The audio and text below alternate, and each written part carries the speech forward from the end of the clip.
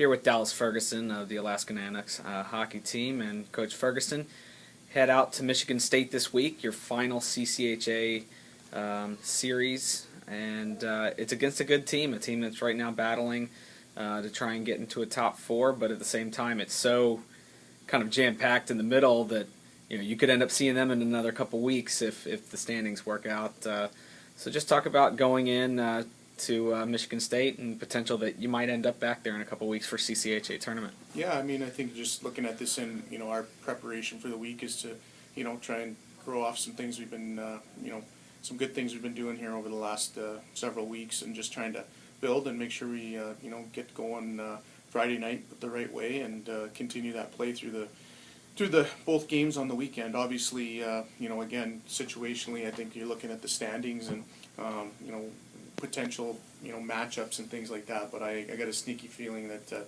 we're not going to know a whole lot until the following weekend, and again, all those things are kind of out of our control right now. We just want to make sure that we're playing our best hockey here come 2 weeks from now when we head into the playoffs.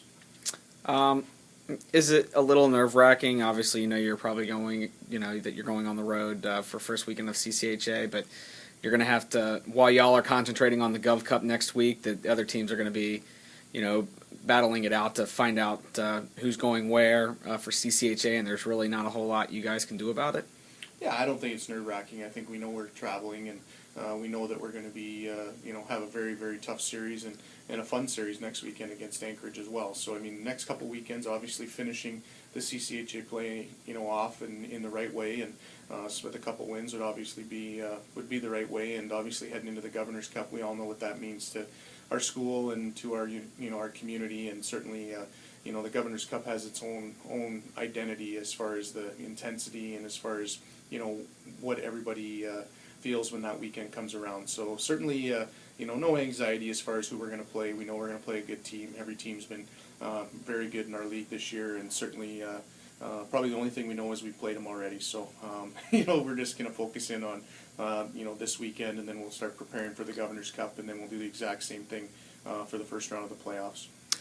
Talk about last weekend's series back at home, your last home series of the year in the conference, and it was a tough one on Friday night, but you guys rebounded, had a nice late winner by Andy Toronto on Saturday night to pick up the weekend split. Yeah, it was Friday night was interesting. I mean, it was certainly a game that obviously we knew what was on the line, but at the same time, it just we had some scoring opportunities, and I think in spurts we kind of showed the energy that we needed to to push through, and but at times we didn't have the energy that we needed, and again, it was a 4-2 hockey game, and certainly I think there was a key moment. I think the 5-on-3 goal that they scored early was one that certainly kind of in the situation of where we were at in the game, I think it would have been nice not to give that one up, but it's a 5-on-3, so certainly don't have the advantage there. And it's kind of funny, right before they scored the third goal, we had the breakaway, which I thought was a real important play in the game, where we didn't score, and then they come back and score probably one that Scott would want back, and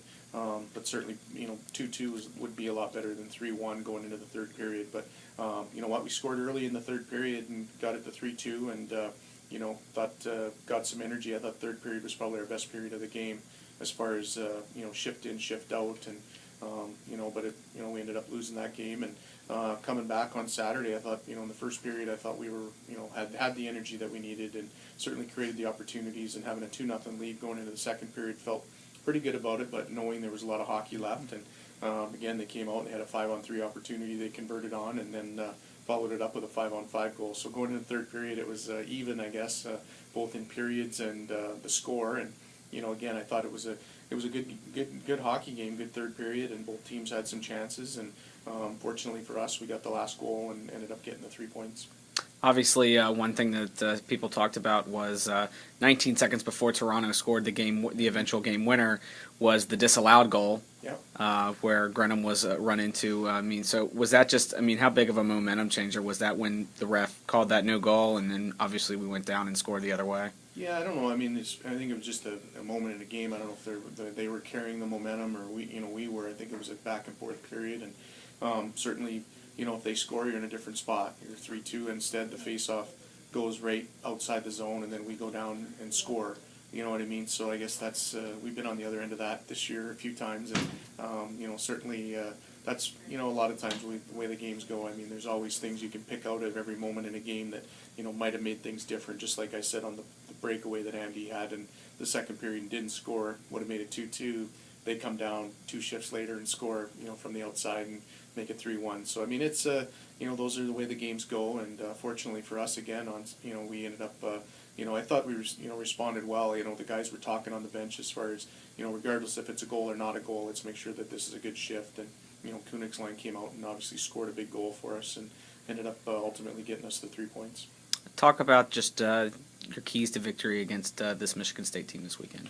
Well, I think again, just from our standpoint, we haven't seen them at all this year, and I think there's only been one time we've even watched their pre-scout against another team. So we're just starting to getting a feel for them right now as a team. But certainly, they've got some goaltending's been good. They've been able to put some pucks in the net as well. They got some guys up front that can score, and obviously they got Torrey Krug on the back end, who's obviously an all-league player and all-American caliber defenseman in the country. So I mean, he's definitely someone we're going to have to keep an eye on. But again, pretty good balance in all 3 positions, and again, I think a lot of times we can get consumed by the things that we can't control, and who we're playing, and we can't control that. We know we're going to play them and what kind of effort and who's going to be playing for them. I mean, for us, we want to make sure that we're doing the things that we need to do as a team to be successful, and focusing on again, focusing on our game plan. And I think if we do that, that's going to give us the best opportunity to be successful. And that's all we've asked from our guys from day one, is just to make sure you come with the right attitude and the right work ethic, and that'll put you in the game, and then you got to find a way to get over the top and get the win. All right, Coach. Well, thanks for the time, and safe travels over to Michigan State. And we'll see you next week to preview the Anchorage Gov Cup Series. Sounds good. Thank you.